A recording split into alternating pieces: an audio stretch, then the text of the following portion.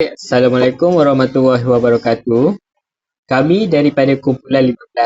Hari ini kami akan membentangkan rancangan perniagaan kami. Ahli kumpulan kami terdiri daripada 9 orang, iaitu yang pertama Muhammad Farid Darwish bin Zurella Elahi Roslan, yang kedua Muhammad Zulfami bin Osman, yang ketiga ialah Muhammad Ashraf Gizil Irfan bin Jasri, yang keempat Muhammad Azman Hazim bin Muhammad Apandi, yang kelima Muhammad Izzat bin Madulan, yang keenam Muhammad Aznan bin C. Zahar, yang ketujuh Muhammad Haikal Najmi bin Zawawi, yang kelapan Naufal Mutati bin Bakari, dan akhir sekali ialah Wan Abdul Rahman bin Wan Tajuddin. Untuk pengenalan, produk yang diusahakan kami ialah kudapan atau lebih dikenali sebagai snack makanan ringan yang terdiri daripada kacang, asam dan marshmallow. Perniagaan kami bermula pada 22 Disember 2022 dan terletak di Universiti Malaysia Kelantan. Produk kami juga mengandungi kepelbagaian produk asam dan produk kekacang bagi memenuhi keperluan semasa pelanggan.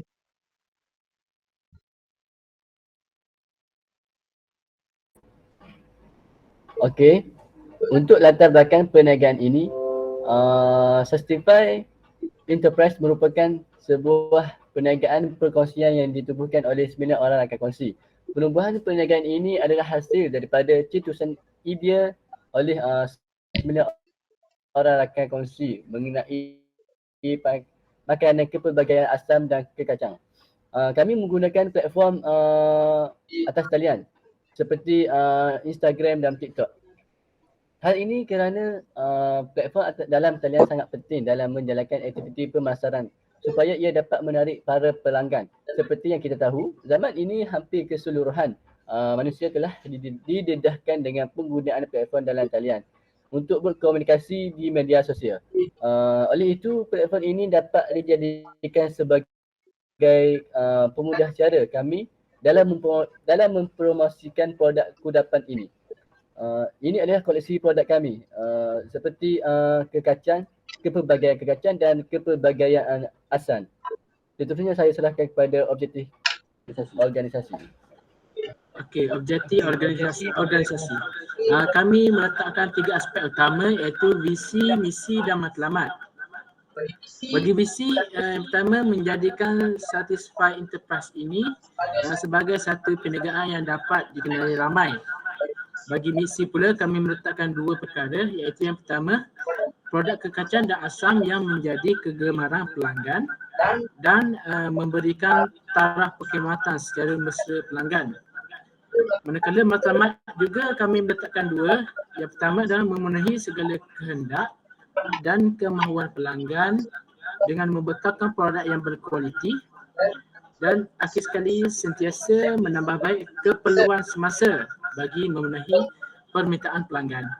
Okey, dengan ini saya serahkan kepada rakan perniagaan saya yang seterusnya. Logo dan moto perniagaan. Moto, membangun bersama mencapai matlamat.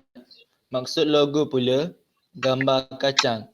Kami menggunakan produk berasaskan kekacang dan kekacang ini menjadi kegemaran masyarakat kini. 2. Warna coklat. Merupakan warna yang bermaksud memiliki sifat kesederhanaan. Okey, itu saja.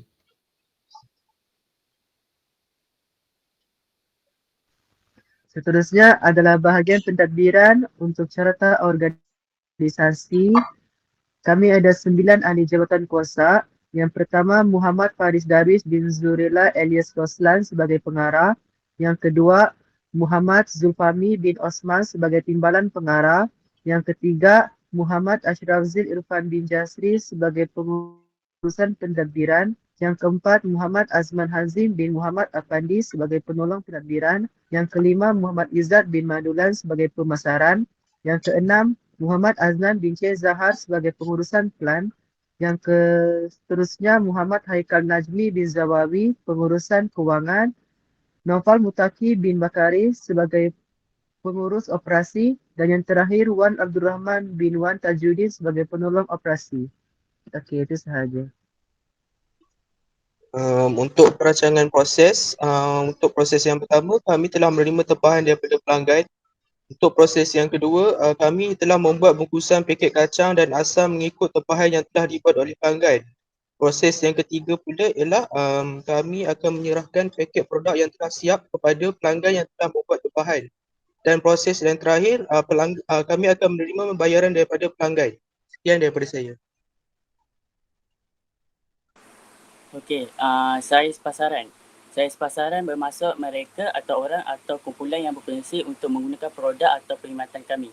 Certified Enterprise mempunyai saiz pasaran yang besar kerana dianggarkan kira-kira 1,000 orang tinggal di sekitarnya, termasuk pengunjung yang kerap mengunjungi perniagaan Certified Enterprise. Dijangkakan penduduk di kawasan perniagaan Certified Enterprise akan terus meningkat dan akan meningkatkan pertumbuhan pasaran snack Certified Enterprise. Slide yang seterusnya, strategi pemasaran. Yang pertama adalah produk. Certified menyediakan 3 set, iaitu set kacang, set asam dan set C, kacang dan asam, percuma marshmallow. Penjemaan yang kami hasilkan berasaskan kudapan snacks daripada pelbagai jenis snack dan periset. Oleh itu, kami menamakan produk kami iaitu Certified Enterprise. Yang kedua ialah tempat. Syarikat kami mempunyai tempat strategik untuk menjadikan produk kami tersedia dan boleh diakses oleh pelanggan sasaran. Produk kami sangat sesuai dimakan untuk semua peringkat umur. Kami juga menyediakan produk kami di beberapa tempat seperti kantin sekolah, restoran dan juga kedai runcit.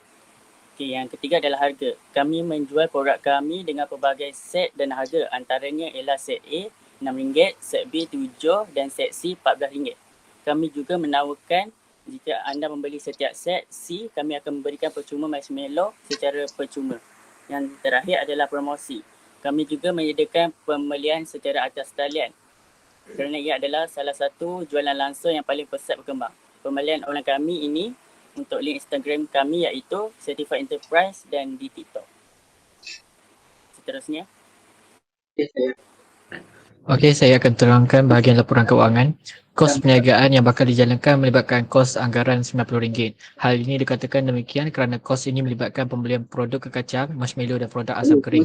Oleh itu, sumber keuangan yang ditetapkan sangat penting bagi mengawal aliran keluar masuk perniagaan berjalan dengan baik tanpa berlaku sebarang defisit.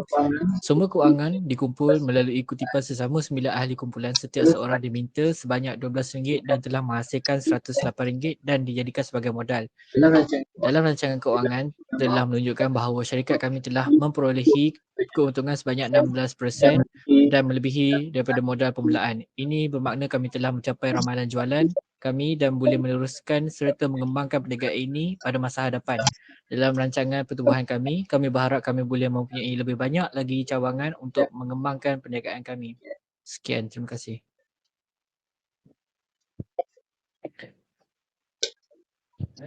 Sebagai kesimpulan kajian kami, dapati bahawa untuk melakukan sesebuah perniagaan ini bukanlah satu perkara yang mudah.